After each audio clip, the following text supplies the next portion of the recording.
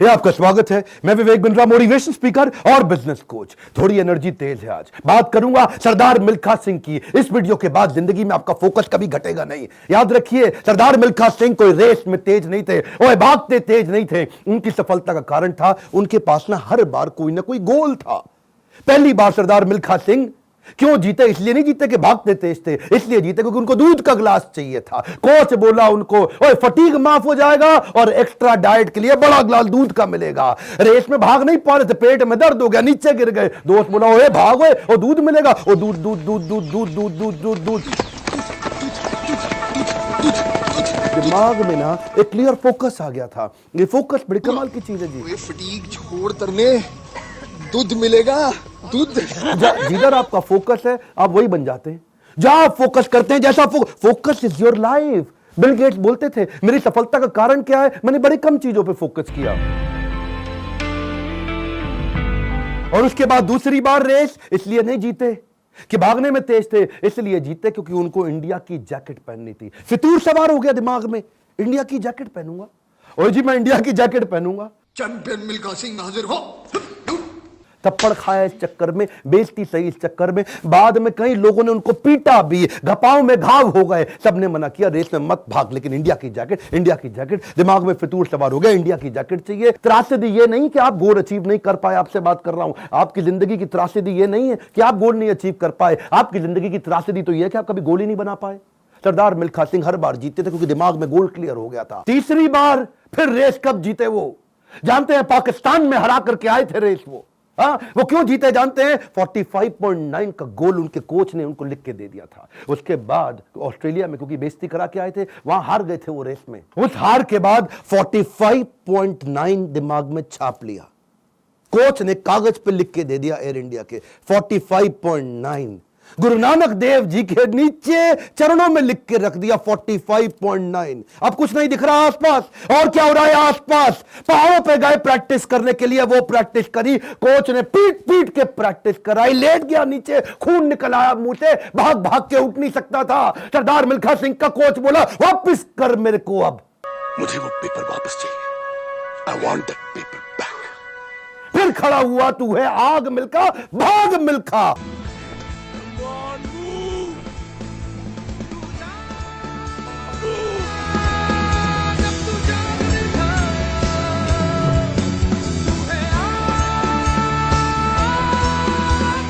मेरा आपसे क्वेश्चन है, आपका 45.9 क्या है?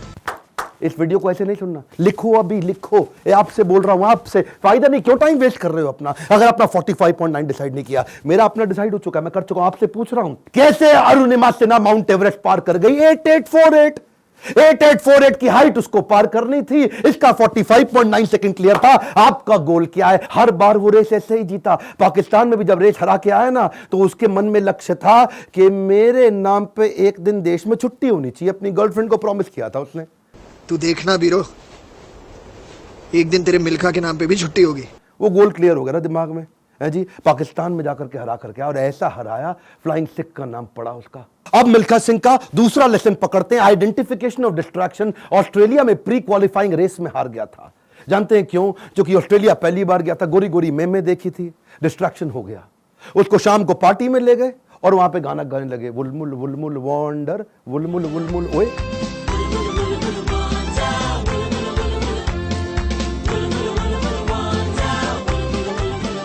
पूरा म्यूजिक में दिमाग घूम गया, बियर पे बियर चले चली जा रही है। प्री क्वालिफाइंग रेस के अंदर हार गया, डिस्ट्रैक्शन पकड़ में आया उसको। एक बात बताएं, डिस्ट्रैक्शन और डायरेक्शन इनवर्सली प्रोपोर्शनेट है। जब डायरेक्शन तेज होगा, डिस्ट्रैक्शन खत्म हो जाएगा। जब डायरेक्शन खत्म होगा, डिस्ट्रैक्शन ज्यादा हो जाएगा। डिस्ट्रैक्शन हटाने के लिए डायरेक्शन क्लियर चाहिए। मिल्खा सिंह समझ गया, एक बात उसको क्लियर हो गई, जिस चीज को ना बोलना है तो ना बोलना है। गोल क्लियर होना चाहिए, पहला point. One more time, come on. क्या? उसके बाद वापस आया और उनके अपने देश की बड़ी खूबसूरत देवी जी उनके पास फिर से आई थी स्विमिंग पूल में, और बड़ी मुस्कुराते हुए आई उनके पास। देखा नहीं उनकी तरफ, क्या बोले? जी आपकी गलती नहीं है, दिक्कत मेरी है जी, मैं डिस्ट्रैक्ट हो जाता हूं, धन्यवाद जी। हाँ, और देवी जी को प्रणाम करके निकल गया वहां से मिल्खा सिंह। क्यों जानते हैं? Identification of distraction. आपकी जिंदगी का डिस्ट्रैक्शन आज आइडेंटिफाई करो।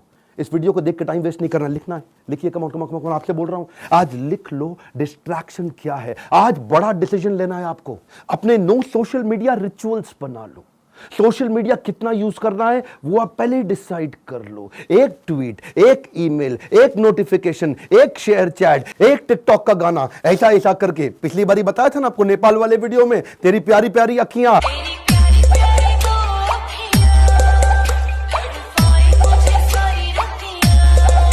उसी चक्कर में कई घंटों निकल गए, हाथ से पूरा टाइम छीन करके ले जाएगा आपका वो डिस्ट्रैक्शन। इस डिस्ट्रैक्शन को आइडेंटिफाई करो, अपने आप को डिसिप्लिन बिल्ड करने के लिए नियम बना लो, कुछ नियम बना लो। सोशल मीडिया दिन में केवल 15 मिनट, शाम को 8 बजे के बाद मोबाइल कभी छूंगा ही नहीं, सुबह 9 बजे से पहले केवल अपने ऊपर काम करूंगा, अपने आप को ट्रेन करूंगा, मोबाइल को टच भी नहीं करने वाला। आप मोबाइल को लेकर के डीएनडी लगा दो, डू नॉट डिस्टर्ब लगा दो, एयरप्लेन मोड का डिसिप्लिन ले आओ, एयरप्लेन मोड को प्रैक्टिस करो। दिन में कोशिश करो 24 में से 16 घंटे एयरप्लेन मोड।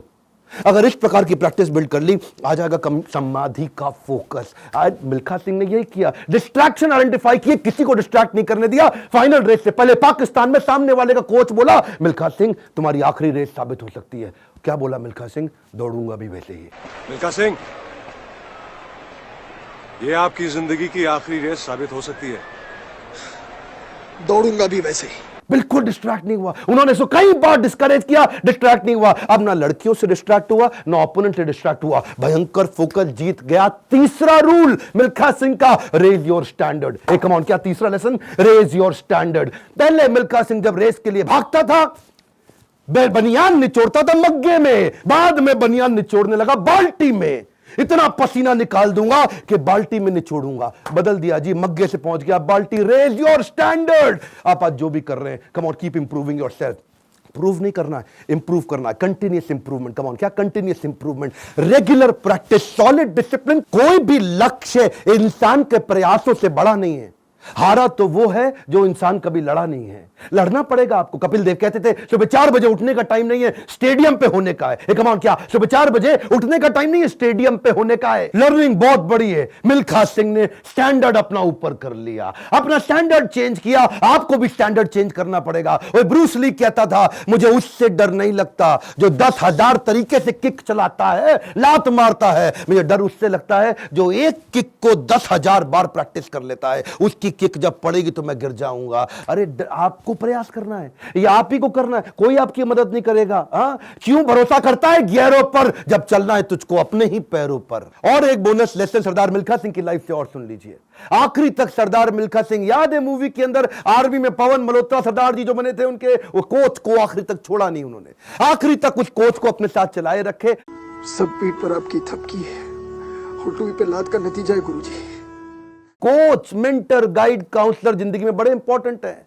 हमेशा बोलते रहे सरदार मिल्खा सिंह, और मैं 80 में 77 रेसें जीत गया, लेकिन सारा क्रेडिट दूंगा अपने कोच को और इंडियन आर्मी को जिसने मेरे को बंदा बनाया है। बड़ा इंपॉर्टेंट है जी लाइफ के अंदर कौन सा कोच और कौन सा काउंसलर जो आपको सिखाता है, जिससे आप सीखते हैं। ऐसे ही कई कोच काउंसलर मैं लेके आया हूं अपने एवरीथिंग अबाउट एंटरप्रेन्योरशिप प्रोग्राम में। इसके बारे में खोल के बोलूंगा। क्यों? दुनिया का सबसे अफोर्डेबल प्रोग्राम, इससे कम पैसों में इससे पावरफुल प्रोग्राम कभी दुनिया में हो नहीं सकता। आपको पैसों की जरूरत पड़ती है अपने बिजनेस के अंदर, HDFC के केकी मिस्त्री वाइस चेयरमैन हमारे साथ आ गए हैं आपको सिखाने के लिए। आपको लोन चाहिए अपने बिजनेस के अंदर, निर्मल जैन। कौन है निर्मल जैन? IIFL के चेयरमैन, इंडिया इन्फोलाइन के। वो आकर के आपको हमारे साथ में सिखाएंगे कि मार्केट से पैसा कैसे लेके आया जाए। आशीष चौहान, बॉम्बे स्टॉक एक्सचेंज के vice chairman, CEO, managing director, वो आकर के आपको हमारे साथ सिखाएंगे कि बॉम्बे स्टॉक एक्सचेंज में कंपनी को लिस्ट करने के स्टेप्स क्या हैं। बॉम्बे स्टॉक एक्सचेंज में कंपनी का नाम लेके जाना आपकी बहुत मुश्किल काम नहीं है। आज अगर आपकी बहुत छोटी कंपनी है,